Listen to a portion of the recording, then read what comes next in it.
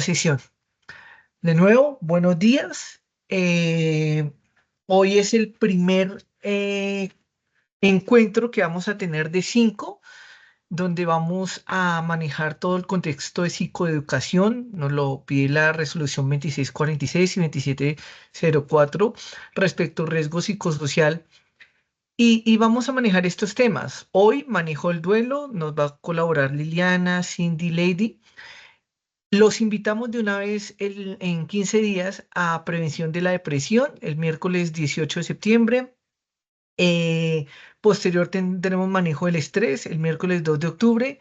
Seguiremos con prevención del burnout y terminaremos con salud mental y física. Estos espacios son para ustedes, realmente son para ustedes. Ustedes se van a dar cuenta hoy que de pronto los imaginarios que tenemos sobre ciertos temas son mucho más amplios, son de mayor utilidad, de uso en el día a día de nuestras labores familiares, laborales, sociales. Es de mucha alegría para nosotros contar con ustedes. El equipo de psicólogos de la empresa de Capital Humano y el equipo de especialistas en salud y seguridad en el trabajo nos hemos integrado para ofrecerles lo mejor para ustedes. Así las cosas, pues empecemos con el tema de hoy, con el tema de hoy que sería el duelo. Lady, cuéntanos un poco sobre qué sería el duelo. Ah, perdón, antes de continuar, durante la presentación van a irles apareciendo unas preguntas. Les invitamos a que participen. Les invitamos a que participen porque estamos buscando ser interactivos, que no sea una sola exposición. Va a quedar el registro de la participación de ustedes y al final vamos a ver como las respuestas y lo que ustedes están compartiendo. Bienvenidos, bienvenidos y muchas gracias. Lady, ¿qué es el duelo? Bueno, muy buenos días para todos. Gracias, Nicolás. Entonces, pues queremos iniciar con este primer webinar donde vamos a hablar del manejo del duelo. Y sí es muy importante, pues, empezar entendiendo, comprendiendo qué es el duelo. Y es ver el duelo no como un estado, sino como un proceso. Es un proceso natural en el que atraviesa cualquier persona en cualquier momento de su vida y es referente o hace alusión a una pérdida, no solamente a la muerte, sino a cualquier pérdida que sea considerada significativa para su vida. ¿Sí? Joan, me parece súper interesante lo que tú refieres acerca de las pérdidas, porque fíjate que normalmente uno siempre asocia el duelo con muerte. Entonces quisiera hacerte una pregunta referente al tema. Si yo tengo una ruptura sentimental con mi pareja, ¿eso se puede considerar un duelo? Gracias, Lili. Muy buena pregunta y claro que sí. El tener una ruptura con su pareja o en una relación sentimental se considera un proceso de duelo. Y es, tú lo acabas de decir, no solamente la muerte, sino cualquier pérdida significativa. Y aparte del ejemplo que tú acabas de darnos, podemos referir pérdida por un robo, pérdida de la independencia debido a una discapacidad, que nos diagnostiquen una enfermedad, el perder la casa, el perder o invertir y perder en un negocio que acabamos de hacer. Entonces, cualquier tipo de pérdida que se considere significativa para la vida de una persona se considera un proceso de duelo. Entonces considero que sería un suceso que se debe vivir como un proceso. ¿Cómo sería este proceso, Joa? Claro que sí, Lili. Para vivir este proceso es importante comprender que hay 5 etapas o 5 fases en las que atraviesa la persona cuando está viviendo ese proceso de duelo. La primera es la fase de negación. En esta fase de negación es la que ocurre casi que de manera inmediata a la pérdida y es cuando las personas atraviesan por esa situación o esa sensación mejor de irrealidad, como una congelación de emociones, como que la persona va a tener o va a traer al lugar frases como aún no me lo creo, esto es una pesadilla, esto no puede ser verdad, porque a mí. Entonces es esa fase de negación donde no queremos aceptar la realidad. Después viene una fase de ira. En esta fase de ira se empiezan a activar sentimientos de frustración e impotencia. Entonces, es atribuir la responsabilidad a alguien. Esto está pasando y esto es responsabilidad de, puede ser que esa responsabilidad se le asuma a un tercero, ¿sí? Si es la ruptura, puede ser por culpa de un amigo que se metió en la relación, de un familiar, de cualquier persona que se metió en la relación, o también puede, ese tercero puedo ser yo, ¿sí? Entonces me atribuyo esa responsabilidad a mí. Entonces fue mi culpa porque yo hice esto, porque no hice lo otro. Entonces todos esos sentimientos de frustración e impotencia. Cuando salimos de esta fase, llegamos a la fase de la negociación. En la negociación es donde de una u otra forma empezamos a contactar la realidad, pero haciendo cosas que, entre comillas, puedan revertir ese proceso de pérdida. Volviendo al lugar, la pregunta que me hacías de la relación es decir, si fue mi culpa, voy a empezar a actuar de manera diferente para que la otra persona me vea diferente y poder de una u otra forma negociar, por eso se llama la fase de negociación, y poder revertir esa pérdida que tuve con mi pareja, ¿sí? Cuando salimos de esta fase de negación, empezamos de una u otra forma a entender lo que implica emocionalmente esa pérdida y entramos a la fase de la depresión. Si bien esta fase se llama depresión, debemos tener algo muy importante y es no es la depresión patológica. Es, la fase se llama así, pero es una fase de tristeza. Es donde vivimos y asumimos la ausencia y la pérdida que acabamos de tener. Entonces, ¿cómo la vivimos? La vivimos con nostalgia, podemos tener un aislamiento social, podemos tener una pérdida de interés por lo cotidiano, pero acá algo muy importante es que vivir la tristeza y la ausencia es la única forma para salir de ella. Y viviendo esta tristeza, llegamos a la siguiente fase que es la aceptación. Y en la aceptación de una u otra forma empezamos a vivir un estado de calma, pero un estado de calma asociado a la realidad, donde entendemos que es realidad esa pérdida que tenemos a nivel emocional y a nivel también físico, y es donde podemos, o traigo alusión una metáfora, y es donde la herida acaba cicatrizando. Entonces nos quedamos con la herida, pero es una herida que cicatriza y no es dejar de recordar, no es dejar de pensar en lo que perdimos, pero sí es aprender a vivir con esa ausencia. Entonces acá, en esta aceptación, terminamos las 5 etapas de la fase del duelo. Muy interesante lo que nos cuenta Joa. Y pues qué bueno tener estos espacios para poder entender que cada una de estas etapas son importantes, que se deben conocer y que debemos generar el espacio precisamente para vivirlas de la mejor forma. Así es, Lili. Pues hablando de este tema tan importante, me gustaría invitar a Cindy para que Cindy, cuéntanos cuáles consideras tú que son esas frases que no nos ayudan en este proceso de duelo. Bueno, pues más que hablar, lo que debemos hacer como persona apoyo hacia la persona que está pasando por ese proceso de dolor, de una pérdida significativa en la vida, es escuchar. Por ahí dicen que nos dieron dos oídos y una boca y es por un propósito. Es más importante escuchar que hablar. Em, lo primero que tengo que hacer es aperturarme a la escucha, conectarme con la empatía. Em, y es que en realidad yo no sé en qué fase de este proceso que describía Joa está la persona, entonces no, en realidad no me va a escuchar. La idea es que se ubique a esa persona en un sitio privado donde pueda ser escuchada, y si yo dispongo toda mi atención, apago mis ruidos mentales y me dispongo a esa persona que está presentando la novedad. Esa persona tal vez sienta confianza conmigo y pueda verbalizar lo que está sintiendo. También puede ser que logre desahogarse, pues no solamente en palabras, sino que pueda llorar, tal vez pueda gritar, hacerse preguntas hacia sí mismo, reflexionar un poco lo que sucedió, devolver la película, pensar, y nosotros podamos ser como ese apoyo de escucha para esa persona que está pasando esta situación. A veces aparecen las frases que están viendo en pantalla, no las decimos de pronto con mala intención, pero pues en el momento no aportan. Decir que Dios así lo quiso, que esto va a pasar, de pronto decir que los hombres no lloran, que tranquilo, bueno, ese tipo de frases realmente no ayudan a la persona. Vuelvo y repito, es importante aperturarnos a la escucha y el apoyo más hacia que la persona se sienta cómoda de expresarse.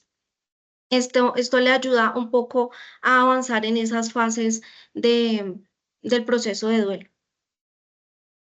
Súper, Cindy, muchas gracias. Y pues dando continuidad con lo que tú nos vienes contando y con lo que acabamos de ver, me gustaría que Lili nos cuente un poco acerca de cuáles son esas estrategias para afrontar este proceso de duelo. Bueno, gracias, Joa. La verdad, pienso que lo primero que debemos hacer es darnos el tiempo, o sea, entendiendo lo que tú explicabas, que esto es un proceso, nos debemos dar el tiempo para vivir el duelo, para exteriorizar la emoción, para llorar. Llorar es una práctica súper ganadora y terapéutica. Hay una frase muy chévere que me llama la atención de Santiago Rojas. Él es un médico que se ha dedicado a escribir varios libros sobre el tema del duelo. Y él menciona de que las lágrimas limpian las ventanas del corazón.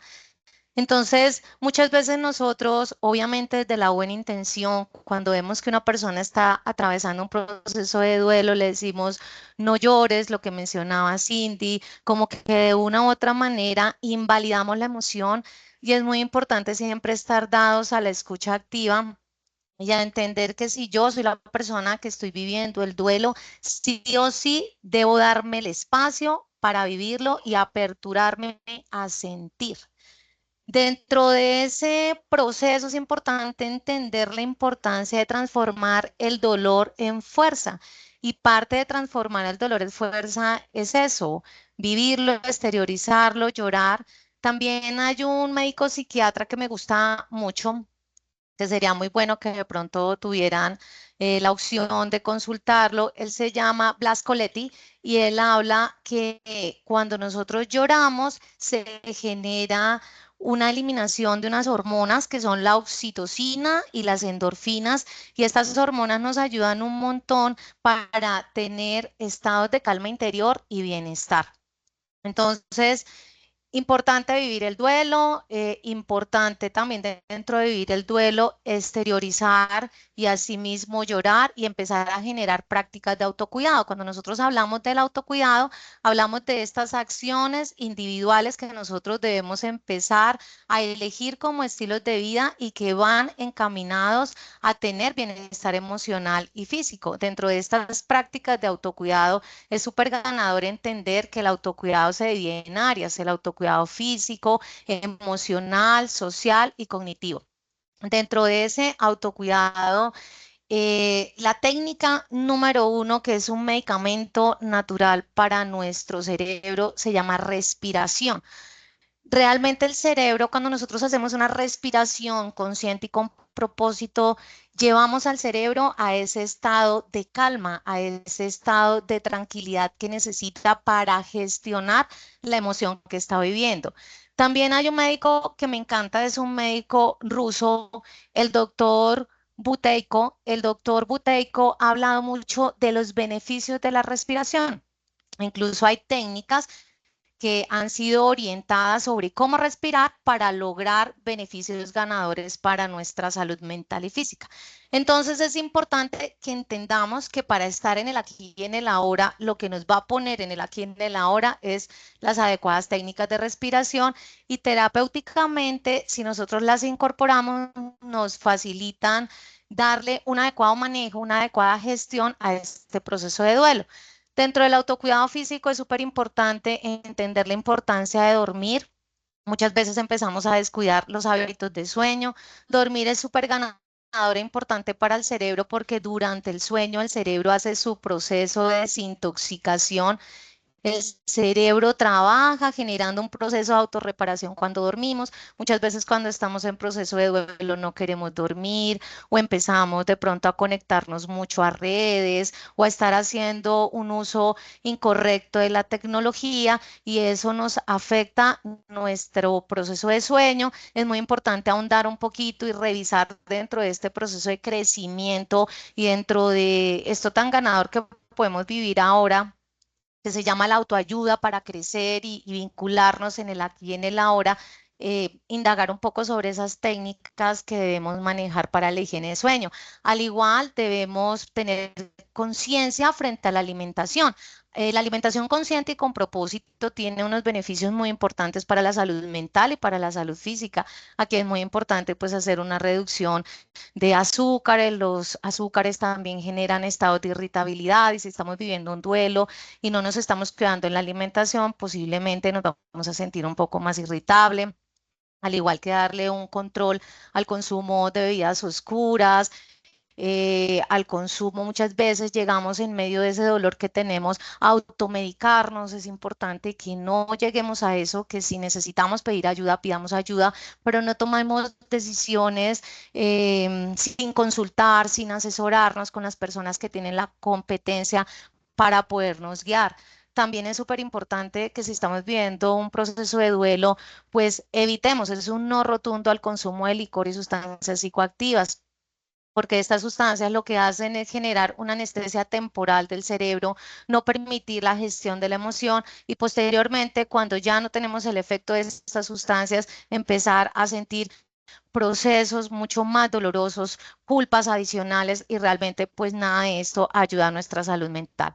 Dentro del autocuidado emocional es muy importante pues trabajar algo que se llama el autoperdón y la autocompasión. Normalmente cuando tenemos una pérdida siempre tenemos culpa y pues la culpa hay que vivirla, como lo mencionaba Joa, como un proceso del duelo, pero no debemos cargar la culpa todo el tiempo porque la culpa no nos deja avanzar.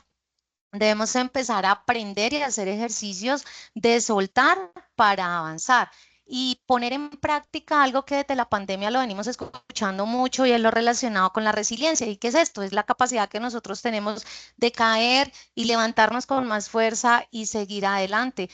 Y pues prácticamente para que esa resiliencia se convierta en un hábito, pues tenemos que trabajar en contexto y de forma integral nuestra salud mental, al igual que debemos estar muy pendiente del monitoreo de nuestras emociones, entendiendo que todas las emociones son válidas, que no podemos hablar de que una emoción es buena y la otra es mala. Todas las emociones son necesarias y lo importante es que nosotros nos entrenemos para darle una adecuada gestión.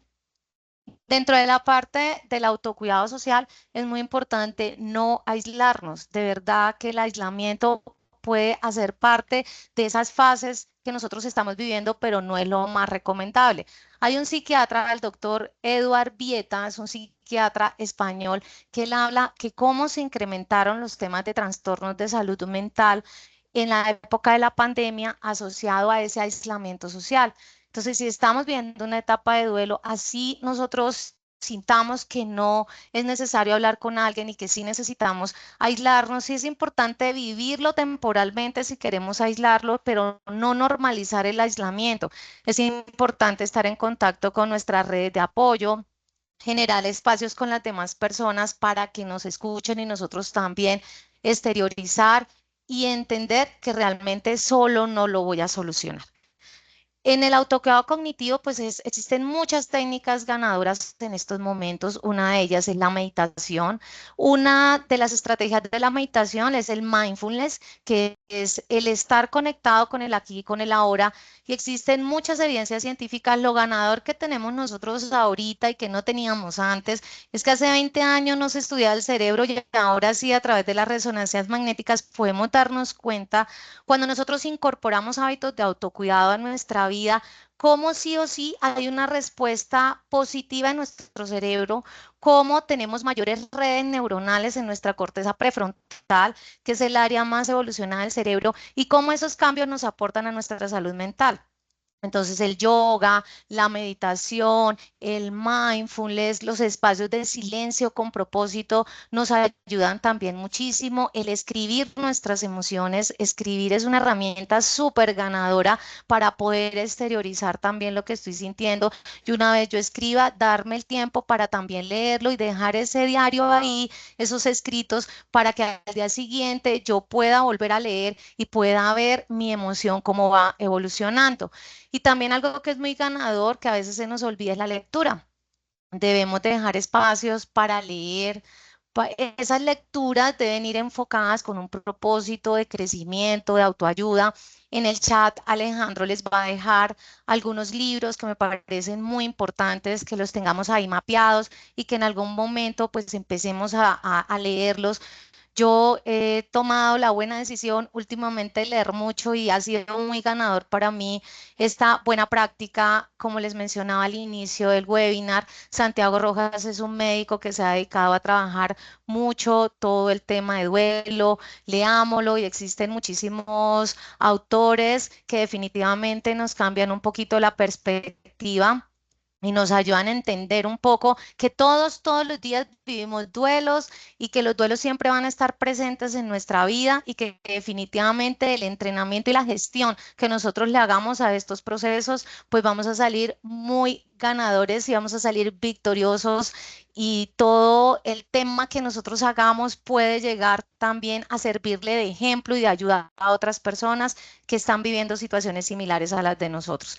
Y aquí pues también me parece clave que entendamos la importancia de trabajar una parte espiritual, los grupos de apoyo, el creer en un poder superior es supremamente importante, el incorporar a nuestra vida herramientas como la gratitud, como la fe, como la esperanza, hace que tengamos mayor conectividad en nuestra corteza prefrontal y tengamos mejor salud mental.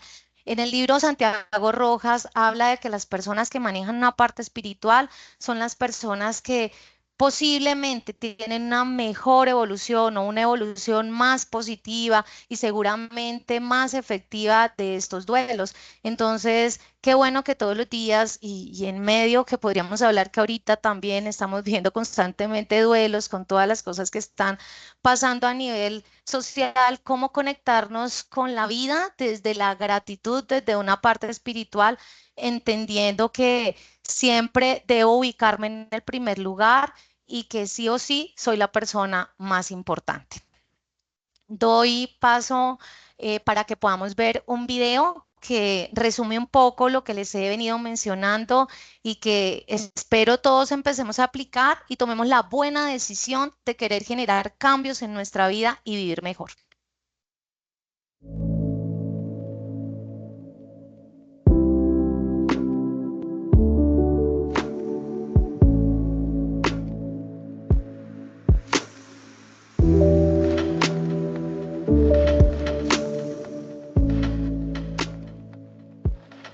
Muchos hemos tenido pérdidas importantes en nuestra vida. Algunos hemos perdido un empleo, una casa, una relación de pareja, o hemos tenido cambios importantes que han implicado dejar atrás la vida que teníamos, dejar un país, una ciudad, a nuestros amigos y familia. Otros hemos perdido a nuestros seres queridos y hemos pasado meses o tal vez años viviendo el dolor de esa pérdida. Durante el duelo podemos tener muchas emociones como negación, rabia, tristeza, pérdida del propósito de vida, perder la calidad del sueño, perder el apetito e incluso no saber cómo responder en nuestro trabajo y en nuestro estudio. Entonces, ¿cómo vivir y transitar el duelo?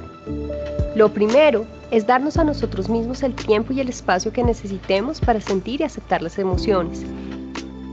Lo segundo es rodearnos de nuestra red de apoyo, amigos y familia, personas en las que podamos confiar. Lo tercero es buscar apoyo terapéutico de un profesional calificado. Cuarto, acudir a acupuntura, ayurveda, masaje terapéutico como tuina, shiatsu. Puedes poner en práctica técnicas de meditación, mindfulness, yoga. Incorpora prácticas de autocuidado. Cuida tu alimentación e hidratación. Practica ejercicio físico o algún deporte. Prueba a escribir un diario de duelo. Escribir lo que estás sintiendo. Evita consumir alcohol o tabaco u otras sustancias psicoactivas que solo empeorarían la situación. Busca ayuda. Esto es un acto de fortaleza.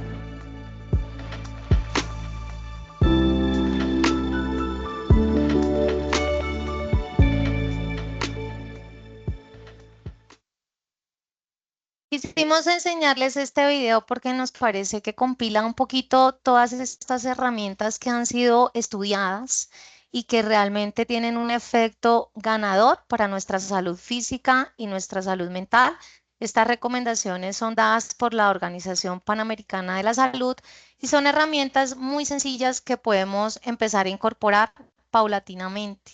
La respiración, la actividad física, el ejercicio, el cuerpo está diseñado para moverse. Puede ser que no me guste ir a un gimnasio, pero si yo incorporo prácticas de actividad física también voy a tener producción de endorfinas, de oxitocinas. Las endorfinas son hormonas que nos ayudan a tener esa sensación de bienestar, al igual que la oxitocina.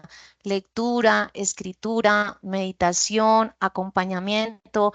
Recuerden que no estamos solos y recuerden que cada uno de ustedes son las personas más importantes. Dando continuidad al tema, quisiera, Cindy, que me contaras un poco en la organización cómo manejamos estos procesos de duelo. Bien, lo primero es el paso que estamos dando con nuestra familia Súper Ricas y es explicarles qué es el duelo, el proceso que conlleva el duelo para identificarlo. El segundo paso es, esto hace parte del protocolo de manejo de duelo. El segundo paso es si un líder detecta en su equipo de trabajo que uno de sus integrantes está pasando por un proceso de duelo, se lo debe indicar de forma verbal o escrita a la Dirección de Capital Humano para que esa persona de capital humano que sea notificada realice contacto con la persona que está presentando la novedad y con mucho cariño se realizará un acercamiento en un espacio privado donde se aplique la escucha activa y en caso de ser necesario se genere la orientación frente a la situación. Asimismo, se realizará un seguimiento frecuente pues, a la situación de esta persona para pues que se sienta acompañada y orientada en el proceso, pues que no es un proceso fácil dependiendo de la situación. Y también nosotros desde Capital Humano procurar de que estas personas trabajen de manera adecuada y segura. Teniendo en cuenta que hemos estado interactuando en el chat y que Alejo ha estado muy atento de sus participaciones, vamos a socializar cuáles han sido sus aportes, pues para darle continuidad a la sesión.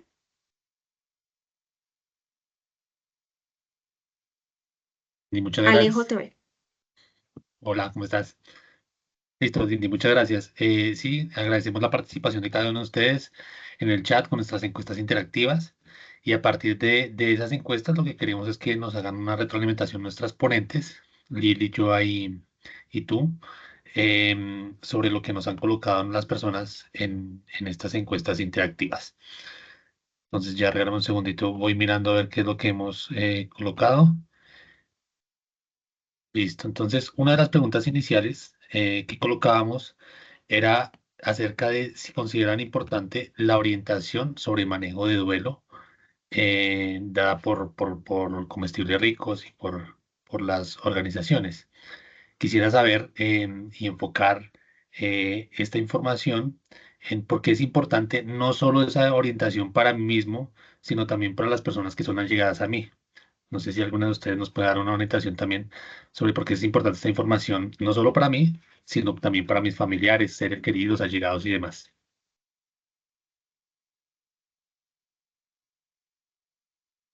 Joa, ¿contestas o Sí, contesto? listo. Entonces, porque es importante esta orientación porque, pues como lo decíamos inicialmente, es importante entender que es un proceso natural en el que vivimos o podemos atravesar todas las personas en cualquier momento de nuestra vida. Importante entender que el duelo no se le atribuye solamente a la muerte, sino a situaciones de pérdida significativa para una persona. Y con toda esta información que nosotros tenemos de este webinar, pues nos sirve para que cuando estemos atravesando un proceso de duelo, identificar que es normal pasar por 5 fases y que cada una de esas fases van a tener unas situaciones que van a hacer que afrontemos la fase y que finalmente podamos decir que pasamos por un proceso satisfactorio de duelo. Pero asimismo, cuando tengamos alguna persona cercana, alguna persona de la familia, del trabajo, amigos, personas cercanas que estén atravesando por una situación de duelo, también poder dar ese acompañamiento y esa orientación, evitando frases que no ayudan, pero sí aportando todo el conocimiento que nos deja hoy, pues la información que compartimos con ustedes. De pronto, complementando yo a lo que tú dices, pues también me parece válido que todos estemos como muy aperturados a buscar ayuda en la medida que lo necesitemos. Normalmente tenemos un estigma frente a visitar el psicólogo, visitar el psiquiatra, y desafortunadamente en nuestro país no tenemos políticas preventivas de salud mental, y desafortunadamente eso hace que no existan herramientas preventivas frente a estos temas de salud mental. Entonces yo pienso que es válido también pedir ayuda cuando sea necesario. Yo considero supremamente sano como ir al odontólogo mínimo 2 veces al año, ir al psicólogo. Para mí ha sido una práctica súper ganadora que he incorporado en mi vida y que yo también promuevo mucho y que todas las personas del equipo de Capital Humano lo promovemos. Tenemos un equipo muy nutrido de psicólogos y todos entendemos la necesidad de trabajar en salud mental y pedir ayuda cuando sea necesario. No es un estigma ir al psicólogo, ir al psiquiatra es tan ganador como ir a hacernos un chequeo general de nuestra salud física. Muchas gracias, Joa, y muchas gracias, Liliana. Otra de las preguntas que hicimos en el chat tenía que ver con cuál de las estrategias que se presentaron en nuestra presentación es la que más ha utilizado las personas para manejo de duelo, para afrontamiento de duelo. Me causa curiosidad, y ahí sí quiero el apoyo de ustedes, sobre el tema de cuál tuvo el mayor porcentaje y de los que tuvieron un menor porcentaje. Pues me llama mucho la atención que el que tuvo mayor porcentaje es la espiritualidad, ¿no? Esa oportunidad que tenemos nosotros de llegar a algo que va más allá de nosotros mismos, ¿no? Lo que llamarían en logoterapia el suprasentido. Esa fue la que tuvo el mayor porcentaje de respuesta, pero me llama la atención que practicar hábitos de autocuidado y temas de manejo de la respiración fueron las que tuvieron menos porcentaje. Entonces, sería muy bueno que nos explicaran más o menos por qué es importante la espiritualidad, pero también por qué es importante el tema de la respiración y la práctica de hábitos de autocuidado. Digamos que la espiritualidad para mí, de hecho, yo manejo una estrategia de pilares para la salud mental. Estos pilares los asociamos con los dedos de la mano. Cada uno de los dedos de la mano representa un pilar en el que debemos trabajar.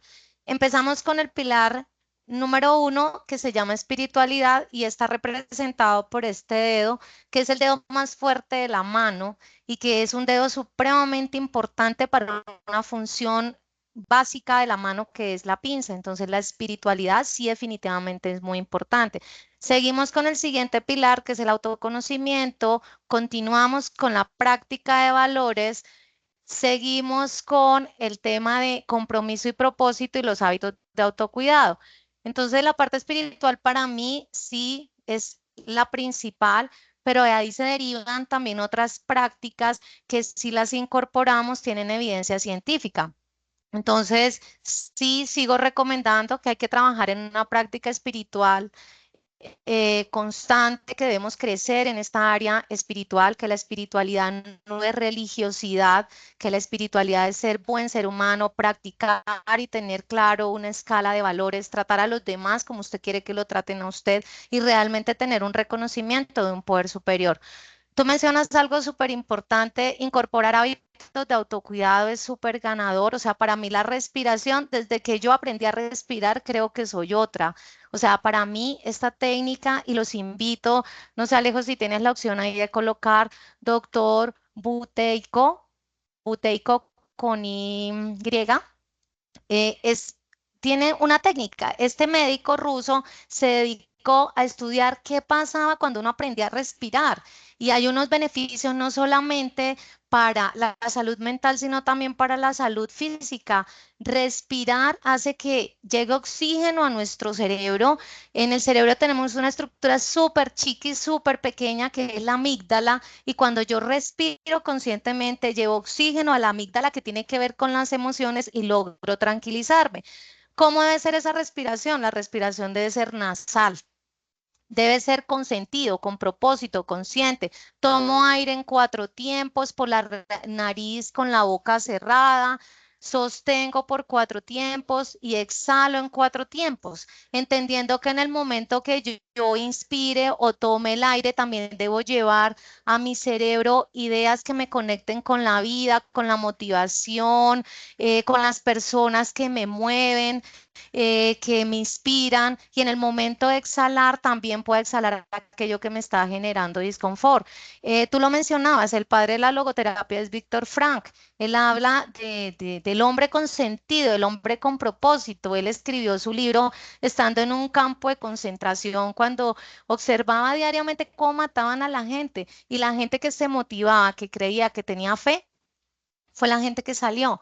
Entonces, realmente sí es importante la espiritualidad, pero de la mano de la espiritualidad, sí o sí es una necesidad incorporar hábitos de autocuidado, iniciando por la respiración, actividad física, alimentación consciente y con propósito, evitar el consumo de licor, sustancias psicoactivas, porque no aportan, afectan nuestra corteza prefrontal, que es el área más evolucionada de nuestro cerebro. Como el relacionamiento sano con las personas, abrazar, la abrazoterapia tiene unos beneficios maravillosos para la vida.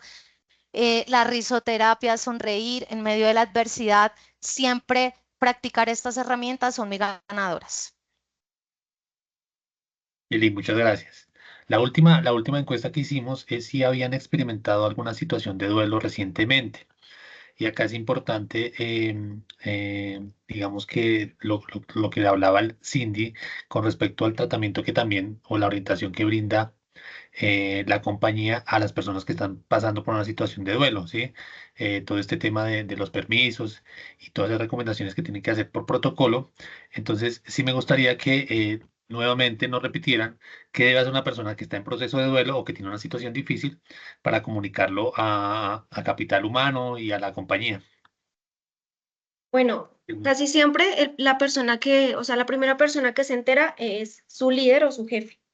Entonces, esa persona debe comunicar a Capital Humano que la persona que tiene a cargo está presentando una novedad.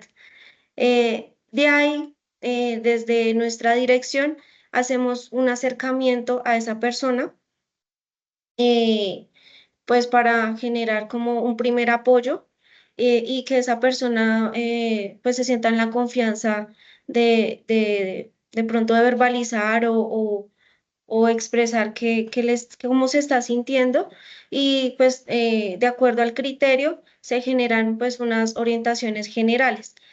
Con el tiempo, pues digamos que seguimos pendientes de esa persona, y pues como lo decía ahorita también, con todo el cariño y pues con la confidencialidad que requieren cada situación personal, estamos brindando el apoyo. Cindy, muchas gracias. Muchas gracias por esa información tan importante. Y con esto terminaríamos la participación de los aportes en el chat. Les agradecemos por este espacio y doy la palabra a nuestro director de Capital Humano, Nicolás, para hacer el cierre. Bueno, para los que llegaron un poquito después de cuando hicimos la apertura, buenos días. Para todos, muchas, muchas, muchas gracias por haber participado. Como les mencioné al iniciar esta sesión, esta es la primera de 5 sesiones. Cordialmente los invitamos. Va a ser un espacio para ustedes. Va a ser un espacio interactivo donde participamos con encuestas, donde el chat va a estar siempre abierto para compartir, para dialogar, para crecer. Y va a ser sobre todo un espacio para ustedes. Podemos recibir formaciones técnicas, legales, de distinta índole, pero esta va a ser para ustedes, sus familias, sus contextos, su entorno. Les damos muchas gracias por participar, por aprovechar este espacio, por darnos su opinión, por participar de las encuestas, etcétera, etcétera, etcétera. Cordialmente invitados, los invito a ver la pantalla. A la siguiente sesión, prevención de la depresión, trataremos varios aspectos que se pueden ver en el trabajo, en la familia, en el hogar, en cualquier relación. Finalmente, más allá de cualquier profesión, somos humanos, somos personas y se nos pueden presentar ciertas situaciones. Más adelante seguimos con manejo del estrés. Continuaremos después con la prevención del burnout y terminaremos con salud mental y física. Realmente muchas gracias, muchas gracias. Les invitamos a que a sus compañeros que quizá no se pudieron conectar, les inviten a participar.